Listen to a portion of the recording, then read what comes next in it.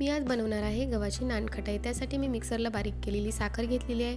मी साखर जेव्हा मिक्सरला बारीक करत होते तेव्हा त्यामध्ये 2 वेलची घातलेल्या आहेत आणि समप्रमाणात ह्यामध्ये तूप घातलेलं आहे।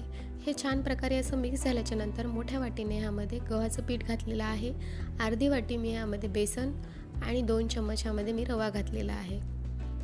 हे थोडंसं मिक्स झाल्याच्या नंतर ह्यामध्ये चिमूटभर मीठ घातलेलं आहे।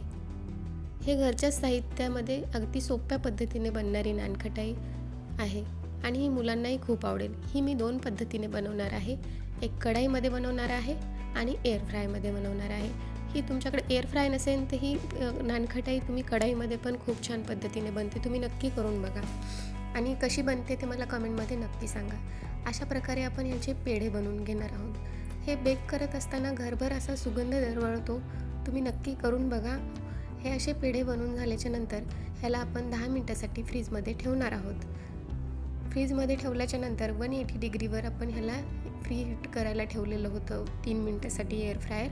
हे आपण एअर फ्रायमध्ये टाकून घेऊया आणि इकडे मी गॅसवर 5 मिनिटं झाली मी गॅसवर कढाई ठेवलेली आहे। ती पण फ्री हीट करायला ठेवलेली आहे आणि थोडे नानखटाई आपण त्यातही बनवून बघूया आणि तुम्ही रिझल्ट बघू शकता नंतर। हे बघा, हे मी नानखटाई कढाईमध्ये ठेवत आहे आणि दोन्ही पद्धतीने तेवढ्याच छान प्रकारे बनते ही नानखटाई। मला वाटलं होतं की कढाईमधली नानखटाई तर वेगळी होईल, पण एअर फ्रायमधली आणि कढाईमधली सेम बनली आहे। हे बघू शकता, ह्याचा सुगंधही एवढा सुंदर येतो आहे आणि बनली खूप छान।